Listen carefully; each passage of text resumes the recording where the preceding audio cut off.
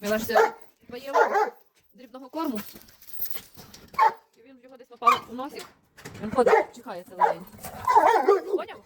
А з шариком не хотів іти гуляти. І з білим не хотів іти гуляти. Вперед.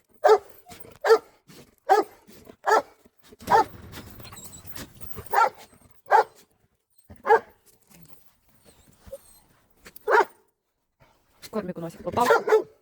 І він його должен вичихнути. Бо я йому туди ж в носоглотку прям не залезу. Вперед! Да, я побезял.